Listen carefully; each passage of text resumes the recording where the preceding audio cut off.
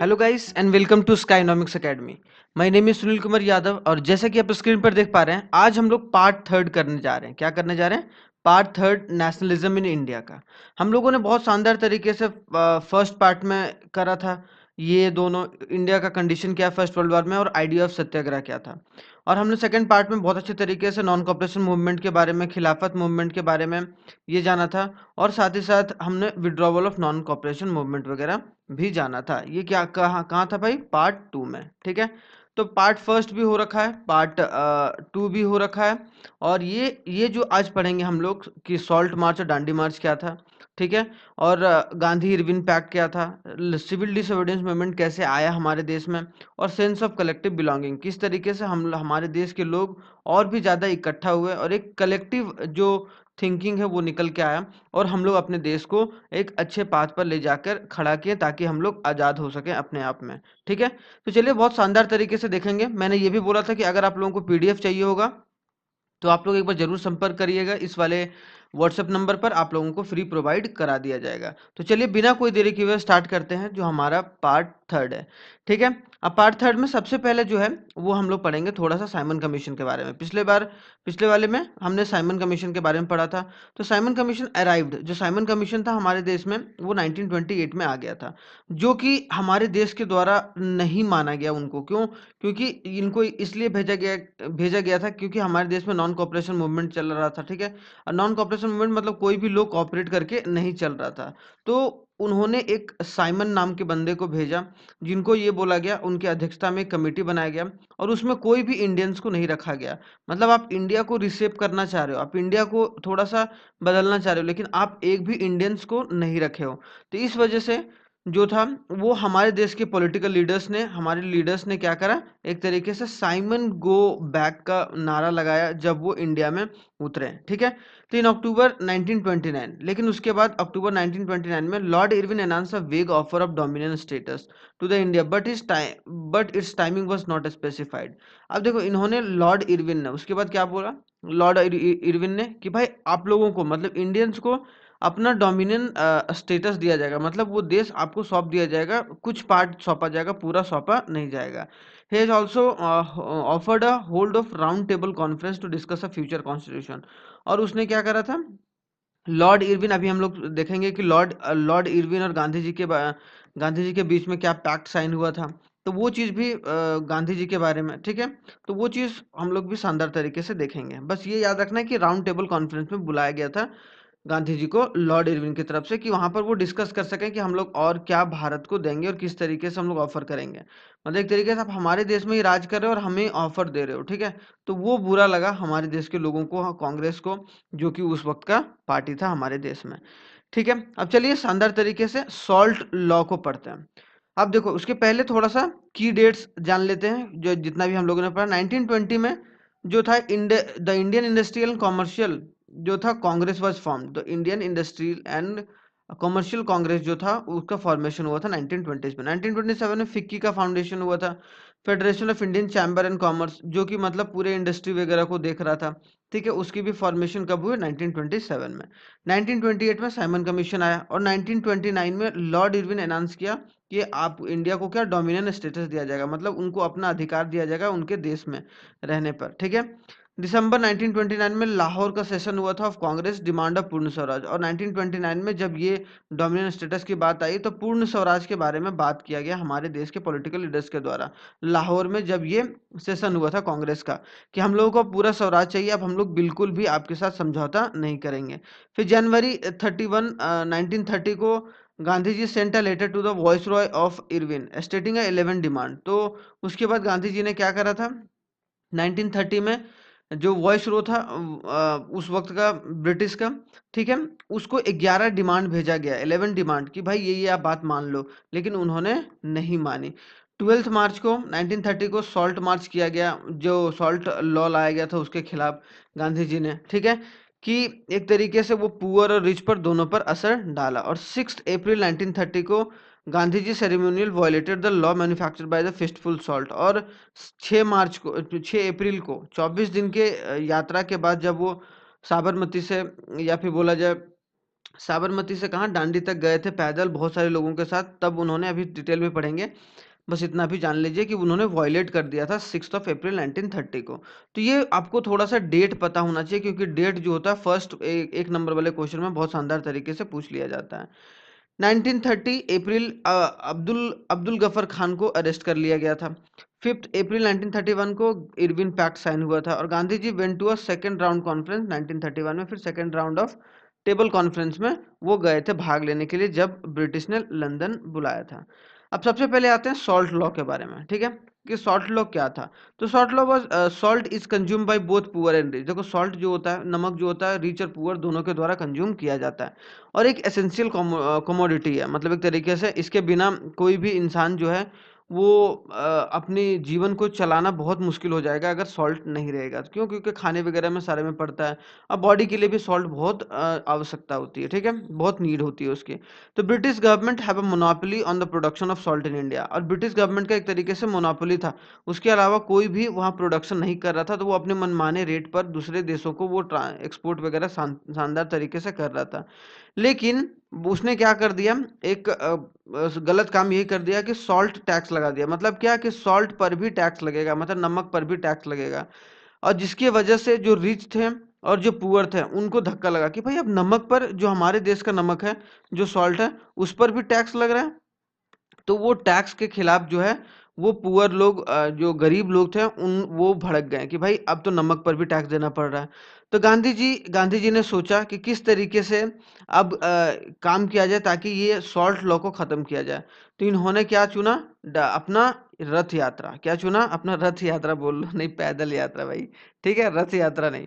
तो पैदल यात्रा उन्होंने करी और दांडी तक, और उन्होंने एक तरीके से इस लॉ को खत्म करवाया, ठीक है। तो आगे देखते हैं हम लोग, यहाँ तक आई होप सो क्लियर होगा। अब आगे क्या है, तो जब एबॉलिशन के बारे में बात आया तो सॉल्ट लॉ के खिलाफ जो था, वो वॉइस रॉय इरविन को लिखा गया गांधी जी के द्वारा कि भाई आप ऐसा करो कि भाई आप ये सॉल्ट जो टैक्स है वो आप वापस ले लो। लेकिन सॉल्ट उसने वापस नहीं लिया, तो गांधी जी ने क्या करा, गांधी जी ने सॉल्ट मार्च शुरुआत करी, जिसको डांडी मार्च के नाम से बोला जाता है। देखो यहाँ पर बहुत सारे लोग हैं जो गांधी जी के साथ जो है वो पैदल डांडी की तरफ गए थे, साथ में पैदल, ठीक है। अब ये स्टार्ट कब हुआ था इनके द्वारा, तो 12 मार्च 1930 को, ये डेट याद रखना बहुत इंपॉर्टेंट है। कब? 12 मार्च 1930 को इन्होंने स्टार्ट करी थी, और 78 वॉलंटियर के साथ, मतलब 78 लोग जो थे वो साथ में निकले थे साथ में इनके साथ, ताकि वो डांडी तक पहुंच पाए। कहाँ से कहाँ तक? साबरमती आश्रम से डांडी तक। वो 24 दिन का यात्रा था, और उन्होंने 240 माइल्स पैदल जो था उसने, मतलब उन्होंने एक तरीके से पैदल चला, और बहुत सारे लोगों ने साथ भी दिया, और बहुत सारे लोग जो थे वो रास्ते में उन्होंने ज्वाइन करा। और साथ ही साथ जब 6 अप्रैल 1930 को ये वाला सॉल्ट लॉ था, उसे वो उन्होंने ख़त्म, या फिर बोला कि हम लोग बिल्कुल भी अब हम लोग खुद ही उत्पादन करेंगे, या फिर खुद ही हम लोग प्रोडक्शन करेंगे, ठीक है। तो 1930 को ये काम किया गया, ठीक है। कहानी के तौर पर समझिएगा तो आप लोगों को और भी मजा आएगा, ठीक है। अब उसके बाद क्या है, तो सॉल्ट मार्च जब किया गया तो वहाँ बहुत सारे लोग इकट्ठा हो गए। अब जिसकी वजह से गांधी जी ने सोचा कि अब इसी के साथ एक मूवमेंट शुरुआत किया जाए, जिसका नाम रखा गया सिविल डिसोबीडियंस मूवमेंट, कि अब हम लोग डिसओबीडियंस मतलब बिल्कुल भी ओबे नहीं करेंगे आपकी चीज़ों को, मतलब ब्रिटिश के चीज़ों को। तो क्या क्या किया गया भाई, जो पीपल थे बहुत सारे लोग गवर्नमेंट सॉल्ट फैक्ट्रीज के सामने उन्होंने प्रदर्शन करा कि भाई हम लोग टैक्स वगैरह नहीं देंगे। इसके अलग अलग पार्ट्स में वो सब सारी चीज़ें हुई। फॉरेन क्लोथ्स को बाइकआउट किया गया कि हम लोग अब विदेशी कपड़ा नहीं पहनेंगे। पिजन्स रिफ्यूज टू पे रेवेन्यू, जो पिजन्स थे वो लगान वगैरह देना और रेवेन्यू देना उन्होंने बंद कर दिया। विलेज ऑफिशियल, जो भी विलेज ऑफिशियल्स हैं जो विलेज में काम कर रहे थे, उन्होंने क्या करा, अपने आप को बोला कि हम अब काम नहीं करेंगे। ट्राइबल पीपल जो थे उन्होंने वॉयलेट करा फॉरेस्ट लॉ को, कि जो जंगल का कानून था उसको भी ट्राइबल पीपल ने फॉलो करने से मना कर दिया। तो आई होप सो यहाँ पर आप लोग को ये समझ में आएगा किस तरीके से लोगों ने एक तरीके से ब्रिटिश के खिलाफ एक कुछ भी मूवमेंट छिड़ा, डांडी मार्च हुआ, और डांडी मार्च से वो सिविल डिसोबीडियंस मूवमेंट की तरफ चल गए, ठीक है। तो आई होप सो ये सॉल्ट मार्च आपको समझ में आ गया होगा, और यहाँ से सिविल डिसोबीडियंस मूवमेंट जो होता है वो शुरू हुआ। लेकिन सॉल्ट मार्च को क्या बोला गया, beginning of the civil disobedience movement. क्यों? क्योंकि महात्मा गांधी को ये बिलीव था कि सॉल्ट हैज एक पावरफुल सिंबल है, क्योंकि उसको सारे लोग एक तरीके से रिच से लेकर पुअर तक सारे लोग कंज्यूम करते हैं, तो सारे लोग इकट्ठा हो जाएंगे। तो उन्होंने एक यूनिटी का भावना देखा इसमें, और एवोल्यूशन ऑफ सॉल्ट लॉ जब किया तो सारे लोग एक साथ हो गए थे। जब वॉइस रॉय इरविन ने गांधी जी को जो डिमांड रेज किया गया था उसके द्वारा उन्होंने वो चीज मना कर दिया, लेकिन बाद में राउंड टेबल कॉन्फ्रेंस में बुलाया गया था उनको। कहाँ बुलाया गया था? राउंड टेबल कॉन्फ्रेंस, की आप आइए लंदन, आपसे बात करेंगे और क्या क्या आपकी डिमांड है वो चीज भी हम लोग सुनेंगे। तो when the things began to violate, जब वॉयलेंट होने लगा, ठीक है, टर्न, तो Mahatma Gandhi ji called off the movement, जब मूवमेंट को कॉल्ड ऑफ कर दिया गया था उसके बाद he signed a pact with Irwin, Irwin के साथ उन्होंने समझौता करा। इरविन के साथ क्या करा? समझौता करा on 5th March 1931, and this was called the Gandhi Irwin pact. तो गांधी गांधी जी के साथ 5th ऑफ मार्च को 1931 को उन्होंने साइन पैक्ट किया, मतलब एक एग्रीमेंट साइन किया। उसमें यह बोला गया कि हम आपके जितने भी लोगों को हमने पकड़ रखा है उसको हम लोग छोड़ देंगे, और बहुत सारी चीजें एक एक करके कि हम लोग आपको डोमिनियन स्टेटस देंगे, बहुत सारी चीजें, बहुत सारे जो थे वो वायदे किए गए थे, किसके द्वारा? ब्रिटिशर्स के द्वारा। तो as per the pact Gandhi ji agree to participate, और पैक्ट के अनुसार जो राउंड टेबल कॉन्फ्रेंस में भी उनको जाना पड़ा था। जब गांधी इरविन का पैक्ट साइन हुआ, उस पैक्ट में ये भी लिखा गया था कि आपको कॉन्फ्रेंस जो लंदन में होगा, राउंड टेबल कॉन्फ्रेंस, उसमें आइए और आपकी बात को वहां पर सुना जाएगा। लेकिन उसने वहां पर प्रॉमिस करा था, गवर्नमेंट ने, क्या कि रिलीज करेंगे हम सारे पॉलिटिकल प्रिजनर्स को, जितने भी लोगों को हमने आपके लोगों को बंद करके रखा है तो वो चीज़ वो हम छोड़ देंगे। तो गांधी जी गए भाई, लंदन गए इन दिसंबर 1931, और नेगोशिएशन जो था वो हुआ, लेकिन गांधी जी आज रिटर्न टू द डिसअपॉइंट। लेकिन जितना नेगोशिएट करना था, मतलब जितना गांधी जी चाह रहे थे उतना नेगोशिएट जो था वो करने के लिए तैयार नहीं था ब्रिटिश। तो इसके वजह से उनको डिसअपॉइंटमेंट झेलना पड़ा। मतलब जो गांधी इरविन पैक्ट के बाद, मतलब जब गांधी इरविन जब पैक्ट साइन हुआ, जब गांधी इरविन जो ये वाला पैक्ट साइन हुआ, उसके बाद जिस तरीके से उन्होंने बोला कि पॉलिटिकल प्रिजनर्स को छोड़ेंगे, लेकिन उन्होंने छोड़ने से मना कर दिया, या फिर उतने चीज़ों में, या फिर उतने जो वायदे थे उन्होंने जो करी थे ब्रिटिश ने, वो पूरे नहीं किए, जिसके वजह से डिसअपॉइंटमेंट झेलना पड़ा। उसके बाद गांधी जी कहाँ? भारत आ गए। अब भाई लंदन में तो रहेंगे नहीं अब तो भारत आ गए। अब भारत आए वो, तो एक तरीके से वहां पर क्या हुआ भाई? When Gandhi ji came back to India, जब गांधी जी इंडिया आए वो, तो he found that most of the leaders was put in jail. लेकिन जो और छोड़ने के बजाय, मतलब और एक तरीके से आपने क्या बोला था कि भाई मैं बहुत सारे पॉलिटिकल लीडर को छोड़ दूंगा, लेकिन उन्होंने और छोड़ने के बजाय और सारे लोगों को जेल में डाल दिया, और कांग्रेस को इलीगल प्रूव कर दिया गया था कि कांग्रेस क्या है? कोई लीगल पार्टी नहीं है और कोई लीगल काम नहीं कर रही है, ये इलीगल है। तो एक तरीके से नेगेटिव धारणा बनाने की कोशिश की गई हमारे देश के लोगों के सामने, ठीक है। Many measures are taken to prevent the meeting, demonstration and boycott, बहुत सारे मेजर्स लिए गए कि मीटिंग को प्रिवेंट किया जाए, डेमोन्स्ट्रेशन बाइकआउट किया जाए। उसके बाद गांधी जी ने फिर से जो था वो सिविल डिसोबीडियंस मूवमेंट जो था उन्होंने 1931 के बाद उन्होंने 1934 में लॉन्च कर दिया। अब ये लॉन्च किया तो बहुत सारे जैसे इंडस्ट्रियलिस्ट वर्कर थे, फार्मर थे और बिजनेसमैन थे। अब सबके लिए अलग अलग स्वराज का मीनिंग था, सिविल डिसोबीडियंस का मीनिंग था। जब इंडस्ट्रियल वर्कर थे वो सोडा ल्यूक वार्म, मतलब उतना रिस्पॉन्स नहीं मिला सिविल डिसोबीडियंस मूवमेंट को जितना मिलना चाहिए था। तो इंडस्ट्रियल वर्कर्स भी उतना, क्योंकि उनकी मांगे थी वो पूरा नहीं हो रहा था। फार्मर्स थे वो फाइट कर रहे थे स्वराज को कि हाई रेवेन्यू, कि हम लोग बहुत ज़्यादा रेवेन्यू पे कर रहे हैं, हम लोग इतना ज़्यादा पे नहीं करेंगे, ठीक है। And relationship between the poor peasants and the Congress was uncertain, और लेकिन जो कांग्रेस और जो पुअर पीजेंट्स के बीच में, जो गरीब किसान के बीच में जो रिलेशन था वो उतने अच्छे रिलेशन नहीं था, या उतने अच्छे रिलेशन जो थी वो कांग्रेस बना नहीं पाई थी, जिसकी वजह से फार्मर्स भी थोड़ा सा नाराज थे, इंडस्ट्रियल वर्कर भी नाराज थे, और एक तरीके से बिजनेसमैन भी, क्योंकि बिजनेसमैन का जो स्वराज का मीनिंग था वो क्या था कि कॉलोनियल पॉलिसी को आप हटाइए, and they wanted a environment that could allow a business to flourish. वो ये चाह रहे थे कि जितने भी वर्कर्स हैं वो सही तरीके से काम कर पाएं, और हम लोगों का जो बिजनेस है वो शानदार तरीके से चल पाए, ठीक है। तो बिजनेस वाले लोग जो थे वो यही चाह रहे थे कि भाई यहाँ से ब्रिटिश जाए कैसे भी करके। तो ये सब लोगों का अलग अलग स्वराज का मीनिंग था, जिसकी वजह से सिविल डिसोबीडियंस मूवमेंट उतना ज़्यादा कामयाब नहीं हो पाया जितना होना चाहिए था, ठीक है। तो आई होप सो ये चीज़ कंप्लीट होगा। उसके बाद थोड़ा-सा टेंशन बढ़ जाता है। जब डिमांड के बारे में बात आया तो एक भीमराव अंबेडकर जो बी.आर. अंबेडकर जो थे, उनका भी कुछ डिमांड था। उनका भी डिमांड था, वो क्या था भाई, डिप्रेस्ड क्लासेस को लेकर, कि जो दलित्स हैं, जो लोअर क्लास के लोग हैं, उनको भी एक तरीके से अलग से फैसिलिटी देना चाहिए, अलग उन लोगों के लिए इलेक्शन होना चाहिए, अलग जो लोग हैं वो चुने जाने चाहिए। मतलब डॉक्टर भीमराव अंबेडकर उन्होंने क्या डिमांड करा, वो हम लोग देखते हैं, ठीक है? भीमराव अंबेडकर, 1 मिनट। तो भीमराव अंबेडकर ने क्या डिमांड करा, doctor Bhimrao Ambedkar demanded to separate electorates for the Dalits.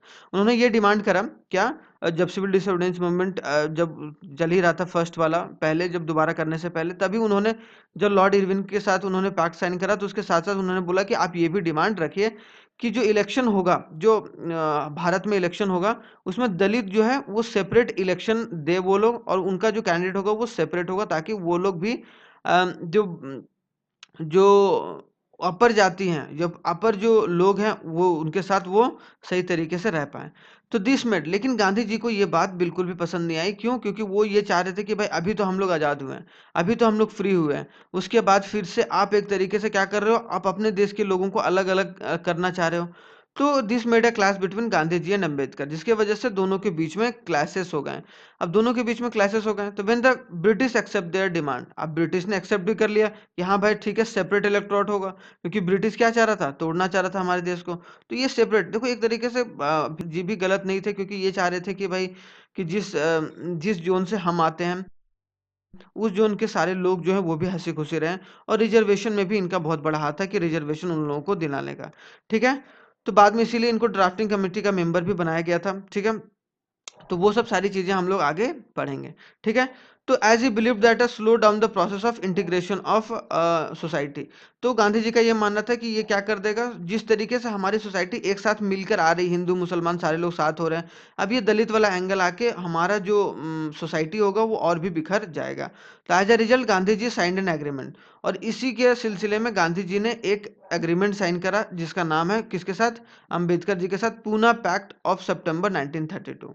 उसमें 1932 में एक पूना पैक्ट साइन हुआ, एक अग्रीमेंट साइन हुआ दोनों के बीच में, ठीक है? उनको उनका नाम क्या रखा गया, पूना पैक्ट। क्या? पूना पैक्ट। पूना पैक्ट क्योंकि ये पुणे में हुआ था, तो पूना पैक्ट रखा गया 1932 में। इन विच दलित गॉट अ रिजर्वेशन, और दलित को उसके वजह से क्या मिला कि भाई आप लोगों को सेपरेट इलेक्शन नहीं मिलेगा, आप लोगों को रिजर्वेशन मिलेगा। क्या कि कुछ सीटें क्या होगी, रिजर्व होंगी दलित्स के लिए, ठीक है? In a provincial and a central legislative council, मतलब प्रोविंशनल मतलब जो स्टेट होगा, मतलब स्टेट के इलेक्शन में भी और सेंट्रल के इलेक्शन में भी, दोनों में कुछ रिजर्वेशन मिलेगा। इस पर गांधी जी एग्री हुए कि ठीक है भाई चलो, रिजर्वेशन होगा, लेकिन आप उसका सेपरेट इलेक्टोरल मतलब सेपरेट इलेक्शन होना बहुत मुश्किल है। तो आखिरकार रिजर्वेशन की स्टार्ट 1932 में हो चुकी थी, और संविधान आने के बाद वो संविधान में इंटीग्रेट हो गई। तो I hope so Poona pact के बारे में आपको समझ में आया होगा शानदार तरीके से, ठीक है? अब आते हैं आगे, तो थोड़ा सा की डेट्स जो है 1817 में, अब आते हैं कलेक्टिव बिलोंगिंगनेस के। अब किस तरीके से अब सारा चीज़ धीरे धीरे सॉर्ट आउट होने लगा था, सॉल्ट मार्च हो गया था, नॉन कॉपरेशन मूवमेंट हो गया था, सिविल डिसोबीडियंस मूवमेंट हो गया था, तो सारे लोग साथ में आना शुरू हो गए थे। तो हमारे देश में जो था वो नेशनलिज्म का भावना जो है धीरे धीरे उठने लगा था कि भाई हम अब लोग देश को आज़ादी चाहते हैं, तो वो 1870 से ही शुरू हो गया था। इमेज ऑफ भारत माता, जो भारत माता का जो इमेज है किन्होंने क्रिएट करा था, बैंकिम चंद्र चट्टोपाध्याय ने। 1931 में सेकंड राउंड ऑफ कॉन्फ्रेंस हुआ था, गांधी इरविन पैक्ट हुआ था, और सेंसस ऑफ इंडिया भी 1931 में आया था, जहां सेंसस ऑफ इंडिया को लाया गया था। 1932 में कांग्रेस की मूवमेंट चली थी, और थर्ड राउंड ऑफ कॉन्फ्रेंस भी हुआ था, सिविल डिसोबीडियंस मूवमेंट जो था वो लॉन्च करने की बात की गई, ठीक है? फिर सितंबर 1932 में पूना एक्ट साइन हुआ, जिसके तहत जो था दलित लोगों को, यात्री मतलब जो पिछड़े जाति हैं, एससी और एसटी को, उनको रिजर्वेशन दिया गया एक तरीके से, स्टेट इलेक्शन में और सेंट्रल इलेक्शन में, ठीक है? 1934 में सिविल डिसोबीडियंस मूवमेंट उतने अच्छे तरीके से कामयाबी हासिल नहीं कर पाई, जिसकी वजह से उनको बंद करना पड़ा, ठीक है? आई होप सो यहाँ तक क्लियर होगा। लेकिन यहाँ पर बहुत जरूरी बात है कि वुमेन पार्टिसिपेशन, क्वेश्चन पूछ लिया जाता है कि भाई वुमेन का किस तरीके से पार्टिसिपेशन रहा हमारे देश के सिविल डिसोबीडियंस मूवमेंट में। तो वुमेन ने बहुत लार्ज स्केल में पार्टिसिपेट करा था सिविल डिसोबीडियंस मूवमेंट में, जिसकी वजह से most of the women from the high cast family, जो बड़े जाति के वुमेन थी in urban areas and from the rich peasants house hold in the rural areas, और जो ज़्यादातर वुमेन्स थी वो क्या थी, रिच थी। मतलब जो गाँव में रिच वुमेन थी और जो शहरों की रिच वुमेन थी, वो दोनों जो वो लोग थे वो ज़्यादा सिविल डिसोबीडियंस मूवमेंट में साथ दिए, क्योंकि गरीब किसान नहीं कर रहा था। क्यों? क्योंकि उनको जो हाई रेवेन्यू था वो पे करना ही पड़ रहा था। तो हाई रेवेन्यू का जो टैक्स था, जो लगान था, वो तो भरना ही पड़ रहा था। But for a long time Congress was reluctant to give any position authority in the women's within the organisation. लेकिन उतने समय तक वुमेन्स का पार्टिसिपेशन रहा, लेकिन उन कांग्रेस ने उतने वुमेन्स का पार्टिसिपेशन नहीं दिया या वुमेन को इतने पार्टिसिपेट नहीं किया अपने ऑर्गेनाइजेशन में, जिसकी वजह से Congress was just keen on the symbolic presence. कुछ प्रेजेंटेशन थी या कुछ प्रेजेंस था वो वुमेन का था एक तरीके से, लेकिन पूरा जो प्रेजेंस था वो नहीं था कांग्रेस पार्टी में। तो आई होप सो ये भी पॉइंट आपका क्लियर होगा। अब हम लोग देखते हैं कि सेंस ऑफ कलेक्टिव बिलोंगिंगनेस कैसे आया। अभी हमने देखा कि भारत माता का फोटो आया भाई। अब देखो भारत माता का फोटो बंकिम चंद्र चट्टोपाध्याय के द्वारा लिखा गया। तो ये सब सारा चीज देख के भारत देशवासियों के अंदर में या फिर देशवासियों के अंदर में, हिंदुस्तान के देशवासियों के अंदर में एक अपना देशभक्ति का भावना जगना शुरू हुआ। और जिसकी वजह से नेशनलिस्ट मूवमेंट, बहुत सारे नेशनलिस्ट मूवमेंट जो हुआ है हमारे देश में, जिसकी वजह से सारे लोग एक साथ आके खड़ा हुए, चाहे वो हिंदू हो, मुसलमान हो। उसके बाद फिर जो नीचे जाति के लोग हैं, दलित, जब रिजर्वेशन उनको मिल गया, तो identify the image the of a image was symbolise as a figure and image. देखो कभी भी कोई भी इमेज और उससे क्या होता है कि एक तरीके से पूरे देश को इकट्ठा किया जा सकता है, जैसा कि हम लोगों ने नेशनलिज्म इन यूरोप में भी पढ़ा है। ठीक है। This image of Bharat Mata was first created by Bankim Chandra Chattopadhyay in 1870। Bankim Chandra Chatterjee ji ने वंदे मातरम लिखा, जो हमारा एक तरीके से एक सॉन्ग बना। ठीक है, नेशनल सॉन्ग बना, और जो कि आगे चलकर एक तरीके से ये देशभक्ति में बहुत काम आया। बहुत सारे इंडियन फोक सॉन्ग्स और फोक टेल्स गाए गए अपने देश के लिए कि देश को बचाना है, देश को आगे ले जाना है, बहुत सारी चीजें। रविन्द्रनाथ टैगोर ने जन गण मन, ठीक है, नेशनल एंथम जो है, ये जो है वो एक तरीके से इन्होंने भी ये, तो ये सब सारी चीजें बंकिम चंद्र चटर्जी जी और जो नतेशा शास्त्री जी जो हैं, ये देखो बंकिम चंद्र चटर्जी जिन्होंने वंदे मातरम लिखा, और ये नतेशा शास्त्री हैं। तो उन्होंने बहुत सारे सब काम करा, फोल्क फोल्क बहुत सारे लिखे, बहुत सारे गाने वगैरह, बहुत सारे चीजें करी, ताकि लोगों के अंदर एक भावना उठे, अपने देश के प्रति प्यार उठे, और ताकि वो एक तरीके से साथ में आके मिलकर ब्रिटिश के खिलाफ लड़ें। ठीक है। तो I hope so sense of collective belonging ने समझ में आ गया होगा। अब जब बीच में स्वदेशी मूवमेंट चला रहा था कि भाई हम लोग अपने देश को बचा के चलना है, सारा चीज जो होगा हम लोग अपने देश का यूज करेंगे, कपड़ा हो, सारी चीजें हो, ठीक है, हम लोग दूसरे की गुलामी नहीं करेंगे। तो उसमें एक ट्राई कलर जो था वो तिरंगा को लॉन्च किया गया था, जिसमें रेड, ग्रीन और येलो कलर के तिरंगा थे पहले। और इसमें डिजाइन था, डिजाइन इन बंगाल, और कहाँ डिजाइन किया गया था, बंगाल में। It has eight lotuses, 8 lotus था, जो कि ये सिंबल कर रहा था, एंड 8 प्रोविंसेस। उस वक्त हमारे 8 प्रोविंस थे, मतलब एट भागों में पूरे देश को बांटा गया था। ठीक है, 8 प्रोविंसेस थे हमारे में, 8 प्रोविंसेस मतलब 8 स्टेट्स एक तरीके से मान लो। ठीक है। और जो ये दोनों है वो हिंदू और मुस्लिम को दर्शा रहा था, मतलब हिंदू और मुस्लिम एकता है। तो ये हमारा पहले का जो था वो एक तरीके से नेशनल फ्लैग था। बाद में जाकर ये कर दिया गया। ठीक है। तो हम लोग यहाँ पर कि जितने सारे हम लोग यहाँ पर क्या हो गया, ये सैफरन हो गया, ये वाइट हो गया, ये ग्रीन हो गया, कि किस तरीके से हम लोग शांतिपूर्वक आगे बढ़ सकते हैं, इसका प्रतीक बना हमारा नेशनल ट्राई फ्लैग। ठीक है। तो एक तरीके से ये सब सारी चीजें हुई स्वदेशी मूवमेंट में, तो और भी लोगों के अंदर में एक सिंबलिक चीजें निकल के आई। A means of creating a feeling of nationalism was through the re interpretation of the history. और जब एक तरीके से नेशनलिज्म का फीलिंग हमारे देश में अंदर आया, तो हम लोगों ने हिस्ट्री क्रिएट कर दिया अपने देश को आज़ाद करके। नेशनलिस्ट राइटर, बहुत सारे राइटर जो थे और रीडर्स थे, to take a pride of India's great achievement, बहुत सारे अचीवमेंट प्राइड करते थे कि भाई हाँ हमने ब्रिटिश के खिलाफ लड़ा और हम अपने देश को 1947 में आज़ाद कर पाएँ। तो वो सब चीज़ के बारे में एक प्राइड महसूस करते हैं आज भी, अगर कहीं भी आप किताबों में देखोगे। और एक तरीके से हमारे देश के जितने भी नेशनलिस्ट लीडर थे, उन्होंने शानदार तरीके से काम करा और हमारे देश को आज़ाद कराया था। तो थैंक यू वेरी मच, और आई होप सो आप लोगों को पूरा जो नेशनलिज्म इन इंडिया है वो समझ में आया होगा, और शानदार तरीके से आप लोग नेशनलिज्म ऑफ इंडिया, तो शानदार तरीके से आप लोग देख लीजिएगा तीनों पार्ट को, और जो पीडीएफ चाहिए होगा तो आप लोग जरूर इस पर संपर्क करिएगा। ठीक है। तो चलिए, थैंक यू वेरी मच, जय हिंद। बहुत ही जल्दी मिलते हैं नेक्स्ट वीडियो में। अब हम लोग इकोनॉमिक्स करेंगे, और इकोनॉमिक्स को शानदार तरीके से देखेंगे, उसका चैप्टर नंबर 1। ठीक है। तो हम लोग सारे एसएसटी को 2024-25 के सेशन में कंप्लीट करेंगे। थैंक यू वेरी मच, जय हिंद।